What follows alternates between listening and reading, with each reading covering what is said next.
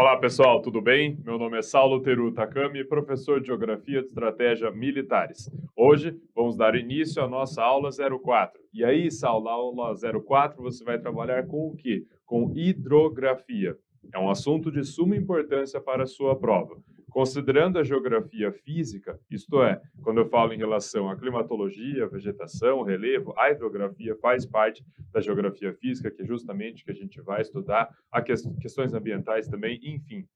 Acaba sendo importante lembrar o quanto a hidrografia ela faz o que? Amarrações com essas outras temáticas da geografia física, principalmente quando a gente fala em relação ao que? Ao relevo. Ah, Saulo, é por isso que você sempre vem insistindo nas aulas que a climatologia é a base da geografia física, na sua opinião, que quando você entende muito bem ela, fica mais fácil você entender as demais? Exatamente. E pensando em relação à condição da hidrografia, ela vai depender do clima? Vai, até porque quando a gente começa a analisar os rios, principalmente os rios do nosso país, realmente eles são abastecidos por quê? Pela água da chuva. Ah, além disso, quando eu começo a pensar em relação à trajetória desse rio, será que ele tem uma correnteza que ela é mais plana? Será que ela é mais inclinada? Aí nisso vem o estudo o quê? Da topografia, ou seja, quando eu estou falando em relação ao quê? Ao relevo. É importante lembrar também que a hidrografia ela pode fazer amarrações com outras temáticas da geografia. Desculpa, com outras temáticas fora da geografia, melhor dizendo. Ah, essa aula isso é possível? Sim, é possível. Claro que é um pouco mais difícil fazer uma amarração com a biologia, com a química, sendo mais difícil, mas não significa que não seja possível, até porque quando falamos em relação à chamada hidrografia, tem o que também como uma das temáticas dentro desse grande campo, quando nós falamos do que? Do ciclo d'água. Ah, Saulo, já ouviu falar em ciclo d'água? Quando eu estava lá no ensino fundamental 1, que fazia esse estudo em relação às ciências, exatamente. A diferença é o que, pessoal? Que no ensino fundamental 1 você tinha uma visão, no ensino fundamental 2 outra visão, no ensino médio outra visão. A questão é o que? Ao longo do tempo, ao longo que você vai tendo contato com isso, vai cada vez o que? Ficando, melhor dizendo, vai ficando cada vez mais aprofundado esse conhecimento prévio que você havia adquirido. Enfim, então é sobre exatamente isso que nós vamos trabalhar. Mas aí, Saulo, considerando as instituições militares que cobram geografia, SpaceX, ESA, Colégio Naval, qual é a frequência da temática da hidrografia nessas instituições militares? Bem, entre as três, realmente a ESA é a que mais cobra. Ah, é, Saulo? Sim. Se a gente for pensar para analisar aí nos últimos 10 anos aproximadamente, visualiza-se pelo menos umas 7 questões sobre hidrografia. Agora, quando a gente analisa a SpaceX, bem como o Colégio Naval, essa quantidade já diminui. Essa quantidade cai para quanto, Saulo? Essa quantidade cai para 4. Então, tanto no Colégio Naval como na SpaceX, a cobrança é menor, pelo menos analisando aí os últimos 10 anos. Ah, Saulo, se a cobrança é menor, então não vou ter que estudar. Pelo contrário, pessoal, muito cuidado com isso. Até porque quando visualizamos questões que envolvem hidrografia, elas tendem a ser o quê? Até mais difícil dentro da geografia física. Ah, é, Saulo? Sim, até porque quando a gente começa a analisar, por exemplo, as bacias hidrográficas do nosso país, fiquem tranquilos, tá, pessoal, que eu vou explicar exatamente como funciona uma bacia hidrográfica e explicar as bacias hidrográficas do nosso país. Mas já vale a pena adiantar que existem aquelas que são mais evidentes, como a do Amazonas, como do Paraná, como do São Francisco, que acabam fazendo mais perguntas sobre elas. Não que as outras não possam fazer. Num outro momento, quando a gente fala do Tocantins-Araguaia, também pode aparecer questões, enfim, mas realmente são essas daí as mais evidentes, vamos colocar dessa forma. Então, quando começa a ter perguntas tão específicas em relação a certas bacias que não tá tão assim, não é tão comum a gente ouvir falar ou a gente ler, como por exemplo, fala da bacia hidrográfica do Atlântico Nordeste Oriental. Nossa, Saulo, existe essa bacia? Existe, pessoal. Então, tá vendo só como a terminologia já acaba ficando até um pouco mais complicado, mas é claro que a gente vai ver isso com calma, então foi o que eu havia comentado. Tem o que? Essa ideia, não que seja uma regra, tá, pessoal? Não estou falando que é uma regra, mas normalmente quando fazem uma questão e a intenção é fazer uma questão difícil de hidrografia, é impressionante o quanto realmente ela acaba ficando difícil. Por isso que você que vai prestar Colégio Naval ou vai prestar a SpaceX, já que eu havia comentado que essa temática tem uma quantidade menor, não deixe de ver, pessoal, de modo algum.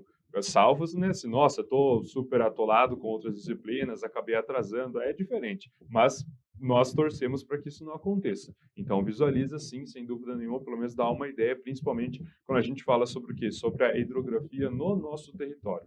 Então, vamos lá.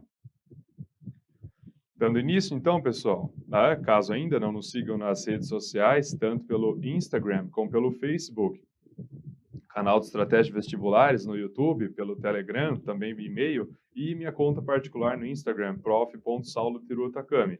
Então, vamos lá, a nossa aula 04 Hidrografia, a primeira parte, eu vou falar sobre a hidrosfera. Lembra, pessoal, que na aula sobre vegetação, na nossa aula 02, eu comentei sobre as esferas? Ah, essa aula você falou, porque a primeira parte da sua aula era sobre biosfera, e você disse que existem várias esferas no nosso planeta que elas precisam estar o quê? Em harmonia, para fazer com que não exista um desequilíbrio e, automaticamente, um impacto ambiental ou até social o quê? Negativo. Então, quando nós falamos da hidrosfera, vai justamente nesse sentido. É o pensar o quê? No nosso planeta, a geosfera, e que dentro dele tem o quê? Tem água. E essa água, seja no estado líquido, sólido, gasoso, não importa, existe uma interação dessa água, que é o quê? É algo abiótico. Ah, essa aula, você falou isso na aula 02? Comentei isso com vocês.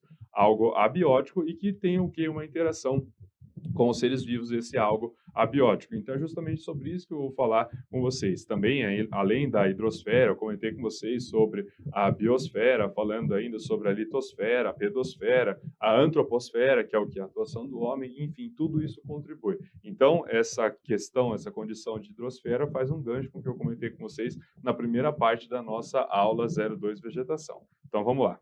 Bem, considerando então nessa primeira parte da aula que eu vou falar sobre a hidrosfera, para comentar sobre ela, vale a pena falar sobre o quê? Vale a pena falar sobre o ciclo d'água. Ah, Saulo, eu já vi ciclo d'água quando eu estava lá no ensino fundamental 1. A professora explicou para mim que o que acontece? A radiação solar, nem fala radiação solar, fala o quê? Fala sol. O sol está atuando na água. Aí a água começa a evaporar. Aí faz uma comparação quando a mamãe está cozinhando. Quando a mãe coloca lá a água na panela, coloca no fogo, a água começa a evaporar. E o sentido é o mesmo. Uma vez que começa o que? A evaporar, vai ter a formação de nuvem, daí começa a chover. Aí depois ela volta de novo para o céu, vai cair de novo, volta, cai e assim por diante. Ótimo, é isso mesmo, pessoal. Isso é o ciclo da água. Só que conforme eu havia comentado com vocês, é necessário que aprofundar. Então, se você tinha essa ideia no ensino fundamental 1, no ensino fundamental 2, você vai ter uma ideia um pouco melhor ainda, chega no ensino médio, vai ter uma ideia um pouco melhor ainda. E no caso, pensando em relação ao ciclo da água, vou comentar com vocês nesse fato que é ensino médio. Ainda que, quando a gente começa a analisar o conteúdo a ser cobrado do Colégio Naval, que é o que? Para o 9º ano do ensino fundamental 2, para ingressar no ensino médio, não tenham dúvidas, pessoal. Quando a gente começa a olhar as questões do Colégio Naval, é impressionante como, de longe, elas seriam tranquilamente consideradas questões do que de ensino médio. Não é à toa que é considerada uma prova bastante difícil, bastante densa, quando falamos do Colégio Naval. Enfim. Então, meu papel é o quê? Mostrar para vocês um conhecimento que chegue o quê? No ensino médio. Então, para ter essa ideia, né? Sair um pouco, e um pouco além, melhor dizendo, sobre essa condição do ciclo d'água que você havia aprendido há um certo tempo. Então, vamos lá. O que acontece? Bem, nós temos a água. A água, quando nós falamos do quê? Da superfície dessa água. E não importa se eu estou falando de um lago, de um rio, do mar, do oceano, não interessa. Então, pensando em relação a essa água. Quando nós temos uma área de água amostra, isso recebe um nome técnico. É chamado de espelho d'água. Ah, Saulo, então você já está aprofundando? Exatamente, foi o que eu comentei com vocês. Então, essa área é chamada de espelho d'água.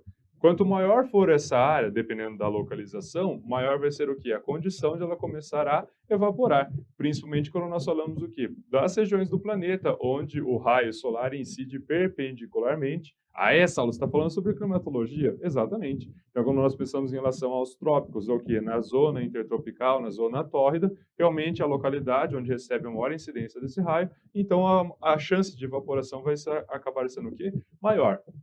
Uma vez que começa a ter essa evaporação, o que vai acontecer também? A formação das nuvens. E essas nuvens vão começar a ficar o quê? Carregadas. A essa aula daí vem a condição de ponto de saturação, que depois disso daí já começa a chover. Exato. Então nós temos o quê? A evaporação, a condensação e a chuva. É importante lembrar que quando chove, essa água ela pode voltar para o mesmo lugar de origem, pode ir para um outro lugar, ao invés de, por exemplo, se ela evaporou ali no mar, ela pode ter a sua chuva no continente, não no mar, ou ainda pode pensar que essa água ela vai estar o quê? Vai se infiltrar em alguma localidade. Ah, essa aula é água subterrânea, chegando num lençol freático, num aquífero, exato, lençol freático, aquífero, pessoal, vou comentar isso com vocês na aula de hoje. É importante ressaltar também que essa condição de evaporação não é feita apenas pela água. Devemos lembrar também que os seres vivos começam a liberar essa água. Essa aula, o processo chamado de evapotranspiração, que você comentou isso com a gente quando você estava falando sobre climatologia. Você comentou sobre os elementos climáticos, entre eles o que? A radiação solar, essa condição de temperatura, o que faz com que comece a ter essa evaporação. Exatamente. Estão percebendo o quanto o ciclo da água não ficou preso só essa ideia de que a água evapora e chove? É um pouquinho mais aprofundado do que isso. Olha só. Então vamos lá, acompanhando aqui nesse esquema e a gente pode ir pela sequência. Essa aula tem uma sequência numérica aí, exato. A gente vai pela sequência numérica. Então o que acontece? O calor irradiado pelo Sol provoca a evaporação das águas dos oceanos, mares, rios e lagos, ou seja, a água que está à mostra, a água que está sofrendo a ação da atmosfera, nesse caso, pensando na radiação solar. Lembrando que nessa radiação solar, o raio que chega, como é que ele chama mesmo, pessoal? Tem um nome mais técnico. Essa aula é raio ultravioleta. Exato, raio ultravioleta, raio UVB2, enfim.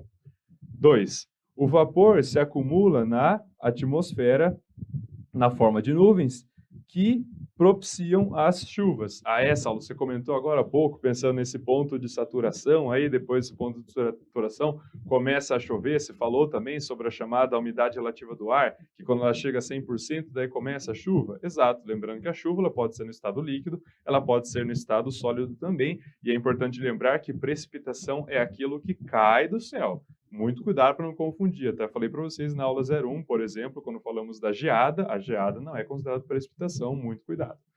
3. 3 está aqui no canto inferior esquerdo. Parte das chuvas cai sobre os oceanos e mares. Outra parte atinge os continentes, podendo cair sobre o solo, onde se infiltra e alimenta os lençóis subterrâneos. Foi o que eu havia comentado com vocês. Aí está escrito lençol subterrâneo, mas se eu falar lençol freático, o pessoal é sinônimo. Ou aquífero. Mas aí, Saulo, que diferença que tem quando eu falo um lençol freático ou falo um aquífero? O tamanho. O tamanho, sim, o lençol freático ele vai ser menor, pensando que no volume, na área. Agora, quando nós falamos em relação a um aquífero, ele vai ter o quê? Uma proporção gigantesca. Depois, 4. Parte da água que se infiltrou no solo pode ser absorvida pelas plantas, que depois utiliza a devolver à atmosfera por meio da transpiração. E o nome mais técnico ainda seria evapotranspiração na realidade, foi o que eu havia comentado com vocês, não é apenas a água que faz esse processo de lançar o vapor na atmosfera, aos seres vivos na realidade. Aí está escrito planta, mas os seres vivos na realidade acabam fazendo isso. É claro que a planta com um volume maior. Depois, número 5. A água também pode evaporar ou escoar sobre o solo e abastecer os rios que desaguam em mares e oceanos, reiniciando o ciclo. Então, pessoal, tudo isso que eu apontei para vocês, na verdade que eu já havia comentado. Comentei com vocês diz respeito ao ciclo da água, conforme eu havia falado. Se no Fundamental 1 você tinha uma ideia, no 2 outra, no ensino médio outra. É necessário o quê? Aprofundar. E se de repente você for para essa área de estudo, pensando em graduação, algo nesse sentido, não, me interessei pelo assunto, isso vai ficar cada vez mais aprofundado. Mas pensando em ensino médio, realmente essa é a visão que a gente tem que ter. Precisa lembrar que o ciclo da água não é apenas pensar que evaporou, choveu. Não é um pouco mais aprofundado do que isso. Continuando. Depois, nós falamos da distribuição global de água. E aí, como será que está essa distribuição global? Onde será que está a maior porcentagem? Será pensando na água que podemos consumir, principalmente. Será que está no rio? Será que está na geleira? Será que está no aquífero? Aonde será que está isso? Bem, vou mostrar agora para vocês em um gráfico para vocês verem como que é a distribuição. Então, de longe, a água salgada é a que tem em maior quantidade. Essa aula, isso daí eu já vi quando eu estava no ensino fundamental 1. Excelente. Mantém, isso mantém. De longe, a maior quantidade que nós temos. Depois, pensando em relação à água doce, existe uma porcentagem, e é uma porcentagem muito baixa comparando com a água salgada. E dentro dessa porcentagem muito baixa, a gente vai ver o que? As localidades que estão concentradas essas águas, o que? Doces. Então, vamos lá. Pensando nessa distribuição global de água, o que nós temos? Bem, pensando aí na água salgada, olha só, 97,5%. Realmente é um número muito considerável. E a água doce está só o quê? 2,5%. É nada praticamente comparando com o volume de água salgada. Dentro desses 2,5% de água doce, eles estão distribuindo de que forma? Olha só, no gráfico em pizza de baixo. A maioria dessa água doce, ela é glacial. A maioria, Saulo, é glacial, sim, conforme vocês estão visualizando. Quando nós falamos em água glacial, o que eu estou querendo dizer? É a água justamente que está onde? Nos polos. Ah, já ouvi falar, Saulo, Polo Norte, Polo Sul, pensando o quê? No Ártico, pensando na Antártida.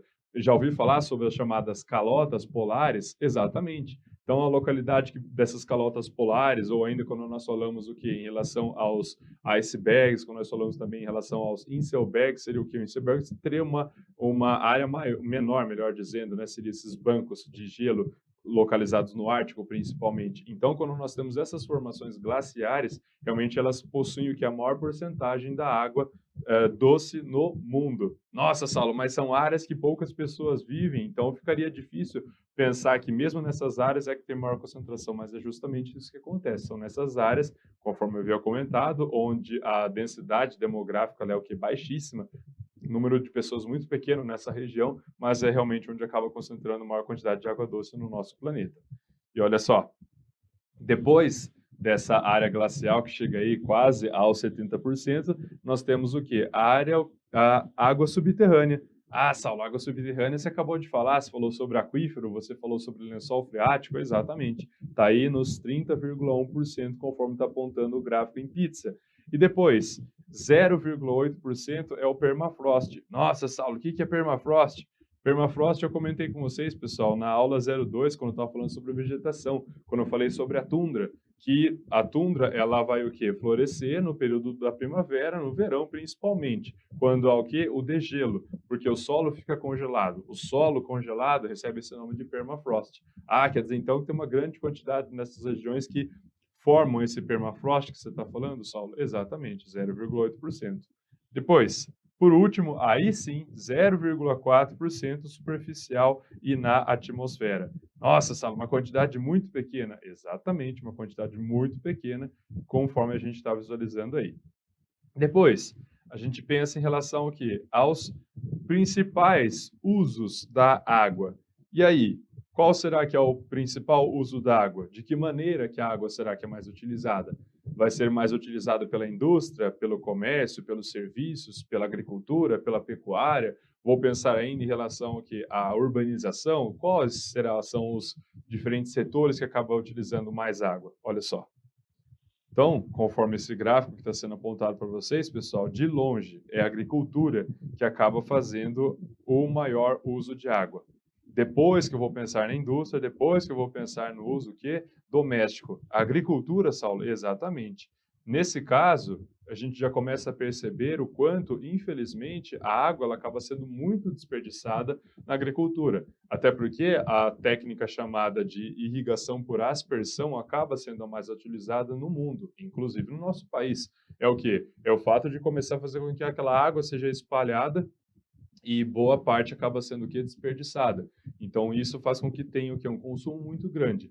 Desperdiçada por quê? Porque muitas vezes essa água acaba atingindo uma dada cultura, só que essa cultura já recebeu uma quantidade de agroquímicos. Então, essa água acaba ficando contaminada e acaba o quê? Se inserindo no lençol freático, num aquífero e assim por diante. Então, isso aí acaba fazendo com que tenha um consumo muito grande. A gente olha para a indústria. Até fica um pouco complicado pensando, né, começar a raciocinar em cima disso. Né? Nossa, Saulo, mas caramba, quando eu penso na indústria, é necessário utilizar água? Nossa, pessoal, muita água, diga-se de passagem, e está aí um dado que a gente não consegue. Não consegue? Eu gostaria muito de poder fazer uma pesquisa de, por exemplo, a gente olhar uma caneta. Quanta água é necessário para poder fabricar uma simples caneta? Eu gostaria de saber. Só que a gente consegue levantar esse dado? De jeito nenhum. É o tipo de dado que realmente as indústrias elas acabam aqui não divulgando. Até porque muitas indústrias recebem diversos incentivos fiscais. Entre eles o quê? Ficar um tempo sem pagar a água. Você está brincando, só? Não. acaba recebendo esse incentivo pode ser num prazo muito longo, estou falando de 10 anos, 20 anos, dependendo da situação, para o quê? Para poder fazer com que tenha um dinamismo econômico naquela região, só que daí em relação à água não acaba pagando. Bom, se não vai pagar a água, automaticamente o que eles vão fazer com a água? Vão acabar desperdiçando, não tem jeito. Depois só que a gente pensa aí em relação ao uso o quê? Doméstico, que é o uso nosso do dia a dia. O fator de a condição de higiene pessoal ou até mesmo em relação ao consumo, para poder na área da limpeza e assim por diante. Então a gente sempre escuta, né, quando a gente é criança principalmente, falando da importância de não desperdiçar água, e isso é fato, mas quando a gente começa a analisar o setor industrial ou ainda em relação à agricultura, é impressionante o quanto esses setores acabam desperdiçando muito mais do que a gente. Continuando. Disponibilidade de água. Como que é essa disponibilidade de água no mundo?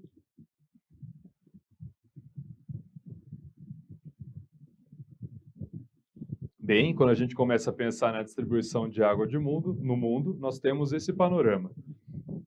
As regiões que possuem o quê? Uma coloração mais perto possível não, seria uma cor aí lilás, vamos falar dessa forma, realmente são as regiões que possuem o quê? Abundância de suprimentos. E o Brasil está incluído.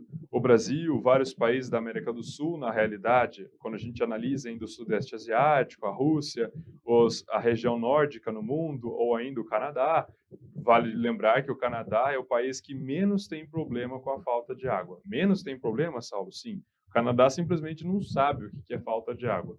Primeiro, porque é um país gigantesco. Estamos falando do segundo maior país do mundo. Segundo, tem uma quantidade gigantesca do quê? De gelo, o que faz com que fique mais difícil ainda pensar nesse desperdício. Terceiro, e talvez tão importante quanto esses outros, a população canadense é o quê? É muito pequena.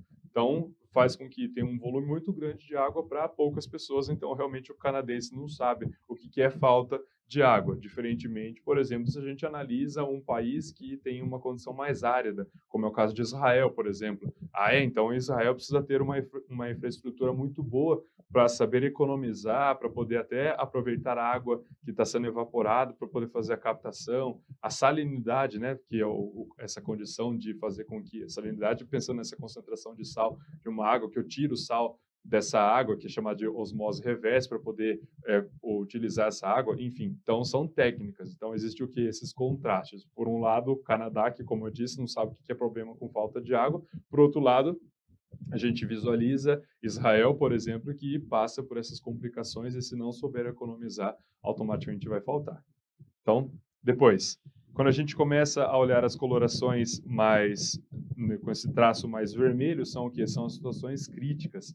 Então, a gente vê no norte da África, por exemplo, uma situação bastante crítica, também aonde em relação ao Oriente Médio, que são regiões o quê? Que são regiões realmente mais desérticas. Então, as regiões desérticas são aquelas que acabam sofrendo bastante.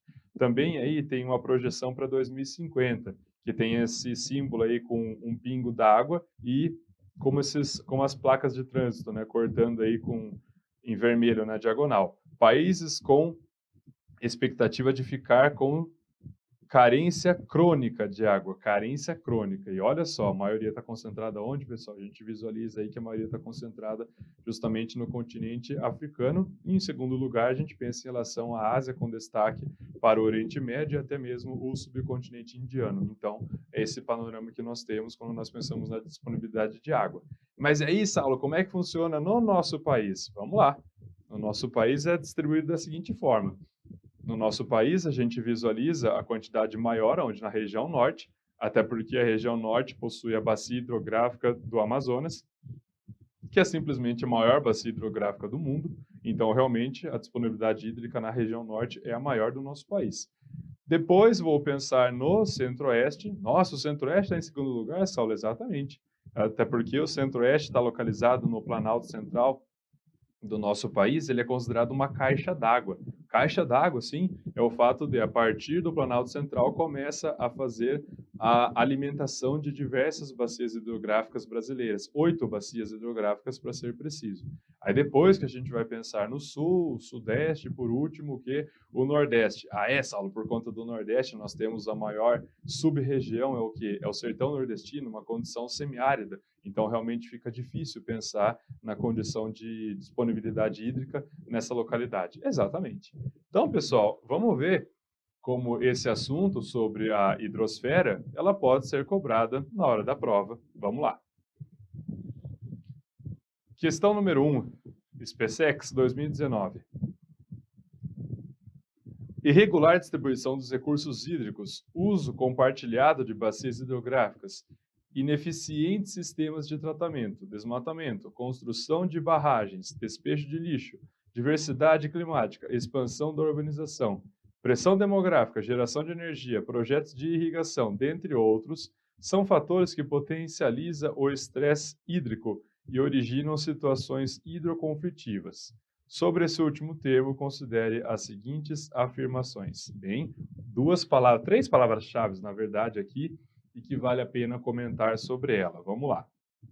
Primeiro, falar sobre bacia hidrográfica. Eu vou comentar com vocês na aula de hoje sobre bacias hidrográficas, mas já que apareceu, já vale a pena o que mencionar, até porque agora há pouco falei sobre bacia hidrográfica do Amazonas, mencionando que é a maior bacia hidrográfica do mundo. Então vamos lá. O que é uma bacia hidrográfica? Bacia hidrográfica, eu vou visualizar uma localidade que ela possui diversas nascentes. Essas nascentes começam a alimentar o quê? Começam a alimentar os canais de água. Esses canais de água vão chegar até um chamado rio principal. Ou pode ser que nessa bacia tenha mais de um rio principal, ou até fica difícil saber qual vai ser o rio principal. Mas aí, Saulo, o que determina um rio principal? O volume de água. O local que tem o quê? Um canal de água, e nesse canal de água é o que tem mais água, esse é considerado o quê? O rio principal. Ah, Saulo, esses canais também recebem um nome técnico chamado de afluente? Exatamente. Então, são os afluentes que chegam até esse chamado rio principal. Então, quando nós temos essa estrutura, isso é chamado do quê? Isso é chamado de bacia hidrográfica. Também nesse texto, a gente acabou de ver, é comentada a palavra estresse hídrico. O que significa, Saulo, estresse hídrico? Estresse hídrico é quando eu estou tirando mais água do que colocando água em uma dada localidade. Posso pensar num rio, posso pensar no lago, independente disso. Ah, então está sendo mais tirado do que colocado, Saulo? Então, quando isso acontece, eu falo de estresse hídrico sim, porque a longo prazo, nem tão longo prazo assim, se eu estou mais tirando do que colocando, o que está acontecendo com o lago, por exemplo? Ele está o quê? Secando. Ah, então essa é a condição de estresse hídrico? Sim. E a terceira palavra-chave que ele comenta é sobre hidroconflito. O que é um hidroconflito? Vou pensar num conflito por causa da água. Isso acontece, Saulo? Acontece em diversos lugares do mundo. Quando, por exemplo, quando a gente começa a analisar a região da Caxemira, uma região de tríplice fronteira entre Índia, Paquistão e a China. Principalmente a disputa entre China e Paquistão, há um interesse muito grande pela Caxemira, até porque é uma região de nascente do rio Indo e do rio Ganges. O Ganges tem super importância para a Índia e o Indo tem super importância para o Paquistão. Então acaba existindo esse hidroconflito nessa região. Quando a gente começa a analisar também disputa pelo Rio Jordão no Oriente Médio entre árabes e os israelenses, também a gente pode pensar nessa condição de hidroconflito. Ou ainda, quando a gente começa a pensar em certas localidades da África, principalmente mais próximo possível que do Rio Congo, que é um rio super volumoso, começa a existir o hidroconflito nessa região também da África Central, para fazer com que quem vai conseguir ter o maior controle dessa área. Então, essa é a ideia. Continuando. Então, vamos lá. Analisar aí as assertivas, lembrando que ele vai perguntar sobre hidroconflito. Um exemplo de situação hidroconflitiva é o caso da construção de barragens para projeto de irrigação na bacia do Rio Nilo pelo governo sudanês, o que tem provocado tensões com o vizinho Egito. Nossa, Saulo, que questão difícil, nem mostrou aí para mim o mapa da África. Eu vou lembrar que existe essa proximidade entre Egito e entre o Sudão? Exatamente. Quando isso acontece, pessoal, qual é a minha dica? Faça um ponto de interrogação. Ponto de interrogação, Saulo? Exatamente. Ponto de interrogação, você está querendo dizer o quê? Deixa eu ler o resto e depois eu volto nessa, porque realmente eu não lembro com tanto detalhe assim, sobre Egito, sobre o Rio Nilo, enfim. Então vamos lá. 2. O Brasil, por dispor de uma região extremamente rica em recursos hídricos, é verdade, não tem registrado problemas dessa natureza com seus vizinhos ao longo de sua história republicana. Aqui ficou bem exagerado, pessoal. Não tem registrado problemas. Será que o Brasil nunca teve problema em relação à água, pensando nos seus vizinhos? Sendo que o Brasil faz fronteira com a maioria dos países da América do Sul, com exceção do Chile e do Equador? Saulo, é difícil pensar, né? Não é possível que um momento ou outro não deu algum problema com o Paraguai, com a Argentina. Exatamente. Então, aqui é mais fácil eu imaginar que está o quê? Que ela está errada. 3. O rio Ganges atravessa quase todo o território de Bangladesh, antes de se abrir no Largo Delta, em território indiano. A construção de barragens a montante pelo primeiro tem provocado desavenças entre esses dois países. E aí? Palavra-chave aqui, pessoal. Montante. O que significa montante? Montante é qualquer ponto do curso do rio até a sua nascente. Isso é chamado de montante. Então, se você visualiza a palavra montante, você vai lembrar de montanha, você vai pensar em algo mais alto.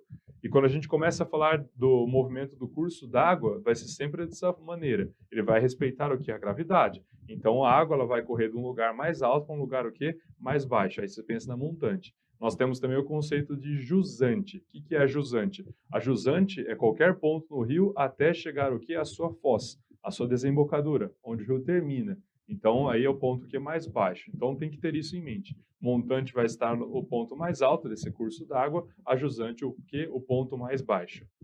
Então, vamos lá. Então, está falando que o Ganges ele atravessa todo o território de Bangladesh antes de se abrir no Largo Delta. Delta, pessoal, é um tipo de desembocadura, é um tipo de foz. Eu vou mostrar para vocês com imagens que vai ficar até mais claro esse entendimento.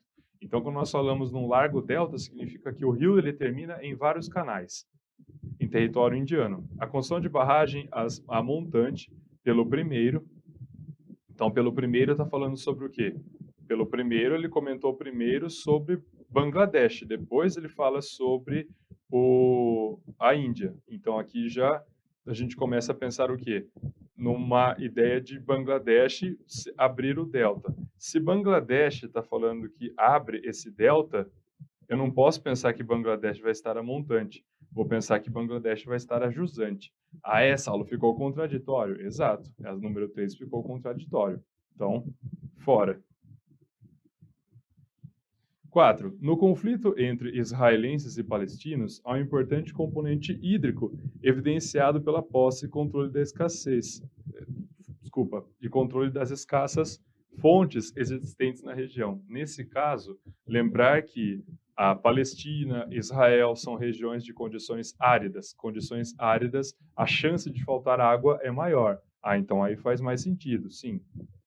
Bom, como a gente não tem uma alternativa que só está falando que a número 4 é a correta, então a 4 está correta. A gente sabe que a número 2 está errada, então só pode ser a alternativa D. Aí a gente chega na resposta, com isso, a primeira, ela está o quê? Correta. Conferindo, conforme eu comentei, alternativa correta, alternativa D. Perceberam, pessoal, que essa técnica de responder por eliminação, ela faz parte? Muitas vezes você se depara com uma afirmação, uma assertiva que você lê, você, nossa, não faço ideia. Não fique nervoso quando isso acontecer, pessoal. Faz igual eu mostrei, põe um ponto de interrogação, depois você volta nela, vai analisando o resto, porque dessa maneira é muito mais fácil você responder por meio do que da eliminação, do que você realmente lembrar de fato a situação que está sendo descrita. Continuando. Próxima. SpaceX também, 2018. Ao longo do século XX, a demanda global de água doce dobrou a cada 20 anos.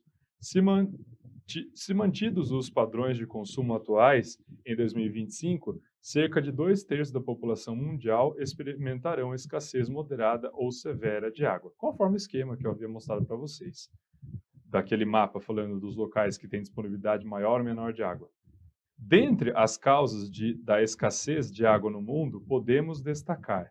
Então, vamos lá. 1. A água doce disponível no mundo é muito inferior às necessidades de consumo atual. E aí, será que é muito inferior? Ou o problema está na distribuição? Ou ainda, quando a gente fala em relação à administração dessa água? O problema maior está no desperdício, na administração dessa água. Não que seja o que? Muito inferior às necessidades. Então, pensando em relação à agricultura, conforme eu mostrei para vocês, ela deveria começar a o quê? A desperdiçar menos, assim como a indústria. E claro que o consumo urbano também tem esse papel de não desperdiçar. Então, fora número 1. 2. Além dos recursos hídricos apresentarem uma distribuição geográfica muito desigual, é verdade, tem lugar que tem muito e lugar que tem pouco, como o exemplo que eu dei, Canadá e Israel. Os países mais pobres carecem de sistemas adequados de fornecimento e tratamento de água. É verdade? É verdade. Até porque esses tratamentos eles custam caro, diga-se de passagem. 3. A contaminação de mananciais, manancial é a palavra-chave, pessoal. O que significa manancial? Manancial significa nascente. Eu posso chamar também de cabeceira. A contaminação de mananciais, o uso excessivo e o desperdício desse recurso provocam a escassez de água para consumo e fazem dela, em determinados locais, um recurso finito. É verdade? É verdade. E nesse caso, pessoal, o que acontece? Se há a contaminação do manancial, da cabeceira, da nascente, essa contaminação, por exemplo, por um dejeto líquido, ela vai o quê? Vai continuar o trajeto desse rio, desse afluente. Então não vai ficar a contaminação só presa na nascente, ela vai correr e vai chegar nos outros pontos desse rio e desse afluente, Saulo? Exatamente. Então é por isso que as áreas de mananciais, o rio deve ser preservado de uma maneira geral, mas as áreas de nascente elas devem ser preservadas ainda mais. Continuando. 4. Significativas alterações no ciclo hidrológico. O ciclo hidrológico e o ciclo da água, pessoal, são sinônimos. Sobretudo nas áreas urbanas, onde a retirada da vegetação e a impermeabilização do solo dificultam a infiltração de água. É verdade. É por conta do quê? Do asfalto, do concreto. E o consequente abastecimento dos aquíferos. Sim, a consequência disso é o quê? Dificultar a infiltração, vai fazer com que fique mais difícil essa água chegar ao lençol freático ou até mesmo ao aquífero. 5. O uso excessivo e o desperdício desse recurso, principalmente pela atividade industrial, é responsável pela maior parte da demanda global de água. É industrial? Não, Saulo, você mostrou para a gente no gráfico, é a agricultura e não industrial. Então, 2, 3 e 4, 2, 3 e 4, alternativa D. Saulo, fiquei em dúvida na primeira. Sem problema, é só a gente olhar se tem alguma alternativa que mostra para a gente 1, 2, 3 e 4. Não tem, Saulo, ótimo. Então a gente consegue perceber que a alternativa correta realmente é a alternativa o quê? D. Conferindo, conforme eu apontei para vocês, a alternativa correta, alternativa D. Com isso, pessoal, nós chegamos ao final dessa nossa primeira parte da aula que eu falei para vocês sobre a hidrosfera. Continuando.